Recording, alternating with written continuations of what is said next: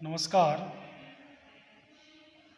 आज हम बीएड द्वितीय वर्ष 8th paper knowledge and curriculum ज्ञान और पाठ्यचर्या के अंतर्गत गांधी जी का जीवन परिचय, इंट्रोडक्शन ऑफ गांधीज लाइफ और गांधी जी का जीवन दर्शन, Gandhi ji philosophy of life का अध्ययन करेंगे। इससे कल के व्याख्यानों के अंतर्गत हमने बाल केंद्रित शिक्षा, चाइल्ड सेंटर्ड एजुकेशन और बाल केंद्रित शिक्षा के अंतर्गत पाठ्यक्रम का स्वरूप, nature of curriculum with in child centred education का अध्ययन किया। उसी क्रम में हम आगे बढ़ते हुए आज अध्ययन करेंगे गांधी जी का जीवन परिचय, इंट्रोडक्शन ऑफ गांधीज लाइफ। शिक्षा ज्ञान का मात्र अक्षरीकरण नहीं है। शिक्षा परिवर्तन की सबसे अधिक प्रभावशील प्रक्रिया है। यदि भारतीय शिक्षा आयोग, इंडियन एजुकेशन कमीशन 1964-66 यह कहता है कि भारत का भविष्य उसकी पाठशालाओं की कक्षा में आकार ले रहा है, तो यह सोचना होगा कि वह भविष्य क्या है, कौन है और कक्षाओं में कैसे आकार ले रहा है। गिजुभाई कोई नियमित शिक्षक नहीं थे और ना ही उन्होंने शिक्षा का कोई प्रशिक्षण या ट्रेनिंग ली थी। जिस समय नवाचार, बाल केंद्रित शिक्षा, आनंददायी और सहभागी शिक्षा जैसे मुहावरे भारतीय शिक्षा, इंडियन एजुकेशन में शैक्षिक प्रक्रिया, एजुकेशनल प्रोसेस प्रणाली या पद्धति के रूप में मौजूद ही नहीं थी, उस समय गिजुभाई ने तत्कालीन शिक्षा और शिक्षण पद्धति के लिए अपना सार्थक प्रयास किया। शिक्षा के तत्कालीन स्वरूप, संस्था की स्थिति और उसकी कार्यप्रणाली, शिक्षक और उसकी शिक्षा चेतना, व्यवस्था और उसकी शैक्षिक प्राथमिकता, समाज और उसकी शिक्षा के प्रति जिम्मेदारी आदि सभी को अपने प्रयोगों से उन्होंने चकित कर दिया था और शिक्षक और शिक्षण दोनों की ही एक नई पहचान दी थी। महात्मा गांधी का पूरा नाम मोहनदास करमचंद गांधी था। इनका जन्म 2 अक्टूबर सन 1869 को काठियावाड़ की एक छोटी सी रियासत पोरबंदर में हुआ था। इनके पिता करमचंद गांधी राजकोट के दीवान थे।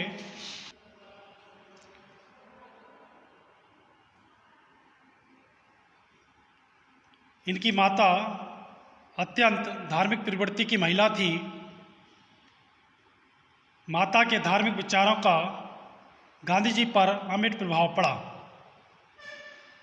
13 वर्ष की आयु में गांधी जी का विवाह कस्तूरबा के साथ हुआ। प्रारंभ में गांधी जी साधारण कोटि के स्टूडेंट या विद्यार्थी थे। सन 1887 में उन्होंने मैट्रिकुलेशन की परीक्षा पास की। उसी वर्ष 4 सितंबर को उन्हें कानून का अध्ययन करने के लिए इंग्लैंड भेजा गया।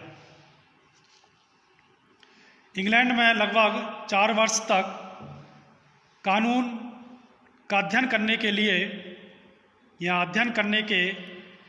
लिए कानून का अध्ययन करने के लिए इंग्लैंड भेज दिया। इंग्लैंड में वे लगभग 4 वर्ष तक कानून के छात्र के रूप में रहे और 10 जून 1891 को बैरिस्टर बनकर भारत वापस आए। वे काठियावाड़ और मुंबई में कुछ दिनों तक वकालत करते रहे, किंतु इस व्यवसाय में उन्हें अधिक सफलता नहीं मिली। सन 1893 में एक मुसलमान व्यापारी की ओर से एक मुकदमे की पैरवी करने उन्हें दक्षिण अफ्रीका जाना पड़ा था।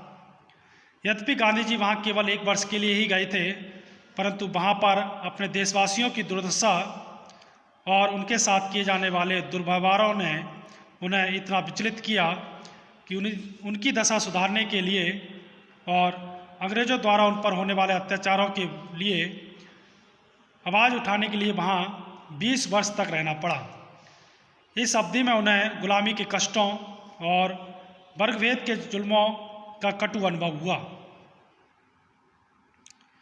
उन्हें दक्षिण अफ्रीका में रहकर स्वतंत्रता का मूल्य मालूम हुआ और वहीं पर भारत को स्वतंत्र कराने का एक दृढ़ निश्चय किया। इस उद्देश्य की पूर्ति के लिए उन्होंने अहिंसा रूपी आध्यात्मिक अस्त्र को अपनाया और जीवन भर इसी अस्त्र के सहारे बुराइयों और अत्याचारों के विरुद्ध लड़ते रहे। सन 1914 में स्वास्थ्य बिगड़ जाने के कारण वे भारत वापस आ गए। सन 1915 में वे भारत के राजनीतिक क्षेत्र में कूद पड़े और ब्रिटिश शासन का विरोध किया। सन 1917 में उन्होंने साबरमती आश्रम की स्थापना की।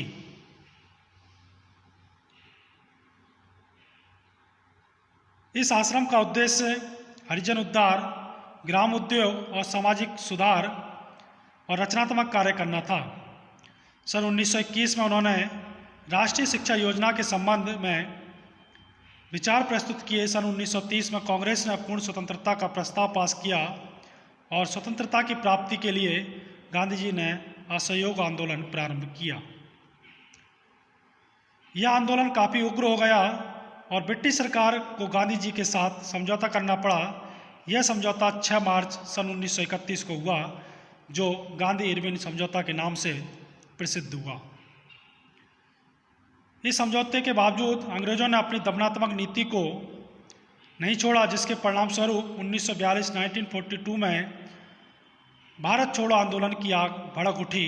देश में क्रांति हुई। महात्मा गांधी सहित तमाम स्वतंत्रता सेनानी जेल में बंद कर दिए गए। धीरे धीरे परिस्थितियों में कुछ सुधार आया और सन 1944 में सभी को जेल से मुक्त कर दिया गया। 15 अगस्त सन 1947 को भारत को पूर्ण स्वतंत्रता प्राप्त हुई। स्वतंत्रता के साथ ही देश का विभाजन हुआ। सांप्रदायिक झगड़े उठ खड़े हुए। इन झगड़ों को शांत करने के लिए गांधी जी ने अपनी जान की बाजी लगा दी। उनकी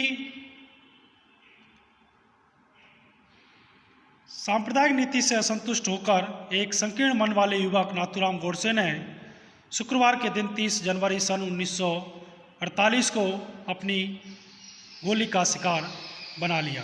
उसी क्षण विश्व की यह महान विभूति और मानवता और स्वतंत्रता का अमर पुजारी हमारे बीच से उठकर चला गया। गांधी जी का जीवन दर्शन, Gandhi's philosophy of life. Gandhi ji आदर्शवादी और प्रयोजनवादी दोनों ही थे। उनकी धर्म में बहुत आस्था थी। वे भगवान, आत्मा, मानवीय और सोशल वैल्यूज, सामाजिक मूल्यों और समानता और भाईचारे और मानववाद में विश्वास रखते थे। वे चरित्र निर्माण, सहयोग, एकता, सादगी, उच्च विचार, हाई थिंकिंग, सत्य, प्रेम और राष्ट्रीय उत्थान पर निरंतर बल देते थे। उनके दर्शन के 4 स्तंभ थे: सत्य, ट्रुथ, अहिंसा, नॉन वायलेंस, निर्भयता, फेयरलेसनेस, सत्याग्रह, जिसके अंतर में सत्य, सर्वोच्च मानव मूल्य का मनसा, वाचा और कर्मणा पालन करना, अहिंसा, हिंसा का सहारा न लेना, निर्भयता, दमन के विरुद्ध आवाज़ उठाना और सत्याग्रह, सत्य का दृढ़तापूर्वक पालन करके अहिंसात्मक ढंग से अपनी मांगों को पूरा करवाना। सत्य, ट्रुथ। गांधी जी के जीवन दर्शन में सत्य का सर्वश्रेष्ठ स्थान था। गांधी जी की मान्यता थी कि विचार, वाणी और कार्य सत्य के प्रतीक होने चाहिए, अर्थात उन्हें हर पल सत्य को, स्वयं को सत्य के घेरे में केंद्रित करना चाहिए। उनकी मान्यता थी कि सत्य व्यक्ति को अनेक समस्याओं से बचाता है, वह व्यक्ति में आत्मविश्वास जागृत करता है। उन्होंने सत्य को ही पूजा और ईश्वर के रूप में स्वीकार किया है। अहिंसा, नॉन वायलेंस, सत्य के समान ही गांधी जी अहिंसा की अवधारणा को महत्वपूर्ण मानते हैं।